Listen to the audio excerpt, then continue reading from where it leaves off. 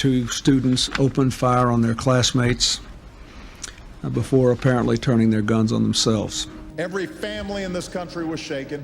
We hugged our kids more tightly. We asked, what could we do as a society to help prevent a tragedy like that from happening again? In 2005, Florida changed the law, and they have what's called the Stand Your Ground defense, which means if you reasonably feel threatened, you can use deadly force in response. It is about ending the unnecessary risk of high-capacity assault rifles.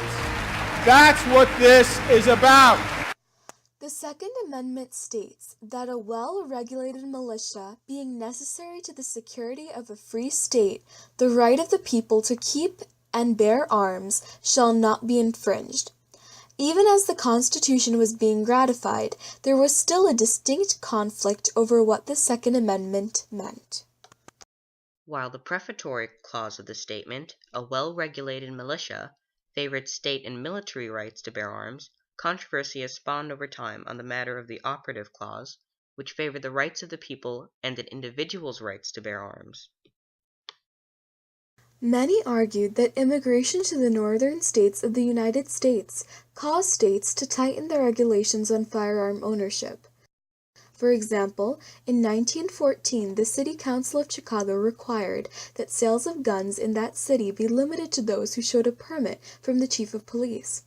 This was because crimes due to guns were increasing rapidly in the city, and police needed a way to regulate the exchange of firearms. The first enforced legislation, however, came not from Chicago, but from New York, in the form of the Sullivan Act of 1911. The person responsible for passing this law was Democratic politician Timothy D. Sullivan, who strongly advocated it after assassination attempts and devastating gun deaths. He emphatically stated that the bill would do more to carry out the commandment, "Thou shalt not kill," and save more souls than all the talk of all the ministers and priests in that state for the next 10 years. He was incorrect. Before the law was passed in 1910, there were 108 homicides. After it was implemented in 1912, there were around 113. The law required that civilians carry licenses from police approving of their ownership of handguns for the gun to be legally carried. Those without licenses were charged with felony. This was passed to prevent further shootings by the notorious New York City gangs of the day, but its effectiveness has been questioned because gun violence did not abate after the law's passage, and gangs still roamed the city, targeting the now more likely disarmed citizens. New York today has some of the strictest gun control laws in the nation. On February 14, 1929, Chicago gang leaders opened fire on 7 members of the North Side Gang in what was then considered the most cold-blooded gang massacre in the history of the crime underworld. Men disguised as policemen murdered the 7 gang members, and the killing stunned the citizens of Chicago as well as the police department. It became the most notorious gang killing of the Prohibition era and cast Al Capone into national spotlight. Fear and public unrest caused by crimes such as this raised a call to action, arguably catalyzing the National Firearms Act, which was enacted in 1934. The National Firearms Act affects the transport and creation of the specific firearms that the Act picked out.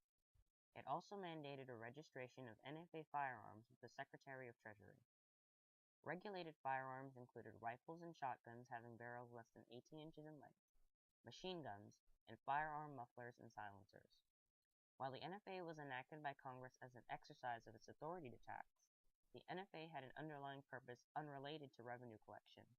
As the legislative history of the law discloses, its underlying purpose was to curtail, if not to prohibit, transactions in NFA firearms.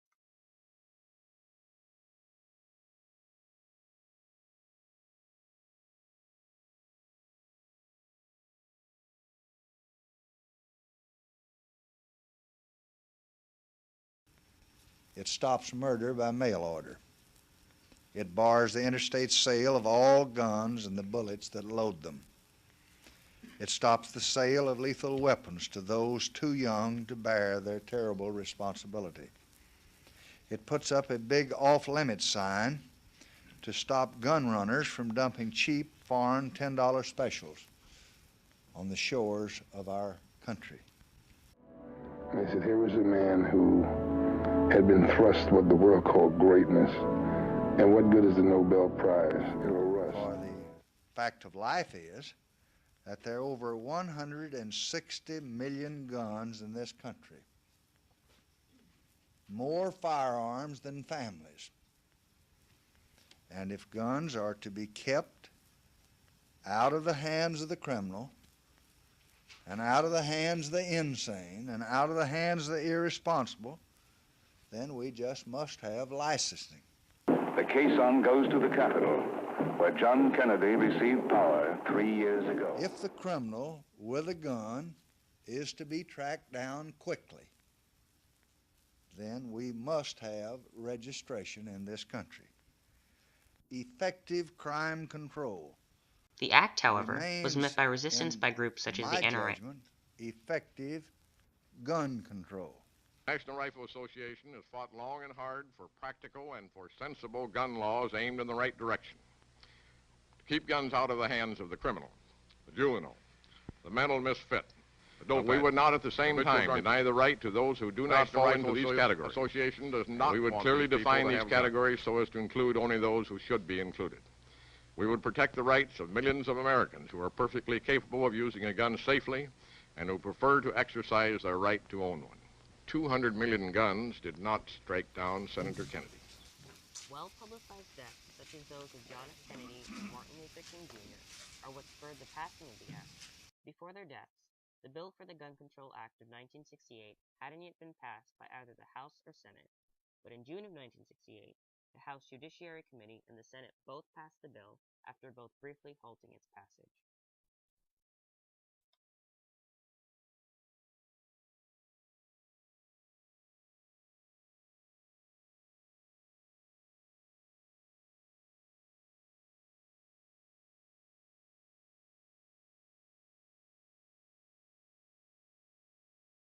So we just celebrated the 1-year anniversary of the New York SAFE Act. It stands for New York Secure Ammunition and Firearms Act. It's actually a really historic piece of legislation that set the tone for the entire country in terms of stricter gun control measures.